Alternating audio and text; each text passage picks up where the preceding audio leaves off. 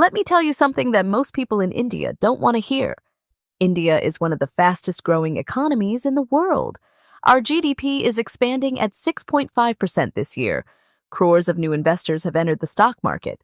UPI is processing over 1 trillion rupees in transactions every single day. We look like a nation that is building wealth fast. But scratch just a little below the surface, and you will find a very different story. According to the World Economic Forum, 51% of Indian individuals say they are struggling to meet their debts and liabilities. That is more than half the country and nearly double the global average of 32%. So what is actually going wrong? Why are so many Indians, educated Indians, working Indians, salaried Indians, still broke at the end of every month? My name is Shivani. Welcome to Shivani Talks Money. And today we are going to talk about something most financial channels are too polite to say out loud. These are the real reasons most Indians stay broke. Not the government's fault, not your salary's fault, your own habits. Let's get into it. Let's start with reason number 1, which is you do not have clear financial goals. And this one is more uncomfortable than it sounds. Here's a question for you. Where exactly do you want to be financially 5 years from now? Not a vague feeling of, I want to be richer. A real number, a real deadline, a real plan. If you just paused and couldn't answer that, you are not alone. But you are also exactly why this is reason number 1. According to RBI and SEBI data, only 27% of India's adult population is financially literate. That means almost 3 out of every 4 Indians do not have a clear understanding of budgeting, saving, or investing. And when you don't understand these things, you definitely don't have financial goals. You just have a salary and a hope. Think about Shivani, 29 years old, working in Bengaluru, earning 55,000 rupees a month. She knows she wants to buy a flat someday. She knows she wants to retire comfortably, but she has never sat down and said, I need 1.2 crore rupees for a down payment by age 35. I need a retirement corpus of 4 crore rupees by 60. Without those exact numbers, every financial decision she makes is just guesswork. She spends a little here, saves a little there, and wonders every year why nothing is actually changing. A financial goal is not a dream. It is a number with a deadline. And without it, every rupee you earn is just passing through your hands on its way to someone else's pocket. Now let's move to reason number 2. You are drowning in bad debt, and I need you to pay close attention here because this one is silently destroying the financial lives of millions of young Indians right now. Not all debt is the same. A home loan at a reasonable EMI, that could make sense. An education loan that genuinely opens higher income doors, that can make sense too. But the debt that is eating India alive right now is a completely different kind. And it is growing at a speed that should alarm every single one of us. According to RBI data released in September 2025, India's total credit card outstanding has surged to 2.88 lakh crore rupees. That number has grown more than 84,000% in just the last decade. There are now over 112 million credit cards in circulation in India, and 45% of new credit card holders are under the age of 30. Young Indians are borrowing at 36% to 42% annual interest on revolving credit card balances to buy clothes, gadgets, holidays, and restaurant meals, things that lose value the moment you own them, things that will be forgotten in 6 months while the debt quietly keeps growing. And it is not just credit cards. Personal loan volumes hit 13.7 lakh crore rupees in just the first half of FY 2025. The RBI's Financial Stability Report from June 2025 reveals the average Indian borrower now carries 4.8 lakh rupees in total debt, up from 3.9 lakh rupees just 2 years ago. And here's the part that really hurts. Most of that increase is not from home loans or education loans. It is from personal loans and credit cards used to fund everyday living. People are not borrowing to invest. They are borrowing to survive the month. Rich people earn interest. Most Indians are paying it at 3% per month every month to live a lifestyle they have not yet earned. That is not ambition. That is a trap dressed up as convenience. All right, let's talk about reason number 3, which is your small habits are costing you a fortune. This is the one that nobody wants to admit because it sounds small and it is happening to almost everyone. Nobody believes their daily spending is the problem. That is exactly why it is the problem. Let's be honest, you open Swiggy or Zomato 3, 4, maybe 5 times a week. An average order in urban India today, food, delivery fee, platform charge, tip, comes to somewhere between 250 rupees and 600 rupees. 4 orders a week across a full month is anywhere from 4,000 rupees to 9,600 rupees every month. That is up to 1.15 lakh rupees a year on food that you could have made at home for a fraction of the price. And MOSPI data backs this up. Urban households now spend close to 50% of their entire monthly food budget on packaged food, dining out, and delivery services. That number has been climbing every year. Then add the subscriptions. Netflix, Amazon, Spotify, that fitness app you signed up for in January and have not opened since March.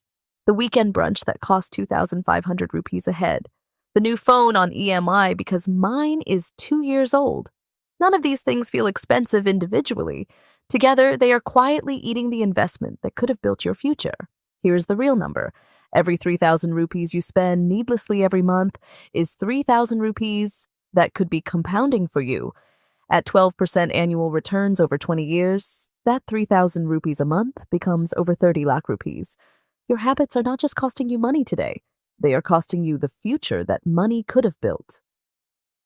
Let's get to reason number 4, which is you are spending money to impress people who do not care. And this is the one that no finance channel is ever direct enough about, because it involves something deeply cultural in India. There is a reason India's luxury car market grew by double digits in 2024. There is a reason why EMI-funded iPhone upgrades happen every September like clockwork. There is a reason wedding budgets in urban India have quietly exploded to 20 lakh rupees, 50 lakh rupees, sometimes 1 crore rupees, often partly financed through personal loans, because we are deeply culturally wired to spend money as a signal, to signal status at family functions, to signal success to colleagues, to perform wealth for strangers on Instagram. And the tragic part is this. The people you are trying to impress are usually doing the exact same thing. They are spending money they do not have to impress people who are not really watching, who are too busy worrying about their own image to actually care about yours. The purchase feels good in the moment. The reel gets views, the relatives nod at the wedding, and then the credit card bill arrives. The EMI hits the account, the shine fades, and you are left with a depreciating asset, a growing liability, and zero actual progress toward any real financial goal.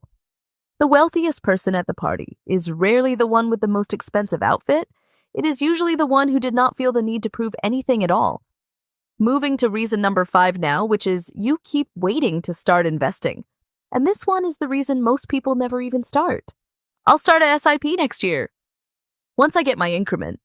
I'm only 26, I have time. This is the most expensive sentence in personal finance, and millions of Indians say some version of it every single day. Here is the truth. India's mutual fund penetration is just 4% of the population as of 2025. That means 96 out of every 100 Indians are not invested in mutual funds at all. In the US, 37% of the population is invested. We are not even in the same conversation. And the cost of waiting is not a vague future regret. It is real, actual money calculated right now. If Shivani starts a SIP of just 5,000 rupees per month at age 25, at 12% annual returns, the kind Indian equity mutual funds have historically delivered over long periods, she ends up with approximately 1.76 crore rupees by age 55. Now, if she waits until 35 to start the same SIP, same amount, same returns, she ends up with around 50 lakh rupees. She did not lose 1.26 crore rupees because she was careless. She lost it because she waited 10 years to start. That is not a typo. That is the cost of 1 decade of I'll do it later. And finally, reason number 6, which is you do not pay yourself first. The simplest one. The one that will have the biggest impact if you actually do it. Most Indians manage money the same way. Salary comes in, rent, bills, EMIs, groceries, parents, weekend plans. And then, if anything is left at the end of the month, maybe a SIP, maybe some savings. That maybe is exactly why most people never build wealth, because there is almost never anything left. Lifestyle always expands to fill whatever income is available. It has always been this way. It will always be this way. unless you interrupt the pattern. Paying yourself first means flipping this completely. The moment your salary hits your account, before rent, before the grocery list, before anything, a fixed amount goes directly into your investment, automatically, without negotiation, without willpower, without debate. You live on what remains, not the other way around. In India today, this has never been easier to actually do. Every major mutual fund house lets you set up an automatic SIP that deducts on a fixed date every month. You set it once. It runs. Salary comes in, investment goes out, and you build wealth without ever having to make the decision again. The difference between someone who builds wealth over 20 years and someone who always means to start is not intelligence. It is not income. It is this one decision, made once, automated forever. Let's close this out. India is growing. The opportunities are real. But opportunity means nothing without a financial foundation underneath you. And what we covered today is exactly that foundation. 6 habits that are quietly keeping millions of Indians stuck, no matter what they earn. No clear financial goals, drowning in bad debt, small habits bleeding you dry, spending to impress people who don't care, waiting to invest, and not paying yourself first. Not one of these requires a higher salary to fix. Every single one can change with one real decision, made today. If this video hit differently, hit the like button and share it with someone who needs to hear this. Subscribe to Shivani Talks Money for honest personal finance, real data, and no fluff. And if you are ready to take the first real step, go watch our video on how much you actually need for 50,000 rupees per month in dividends. It is on your screen right now. I'll see you in the next one.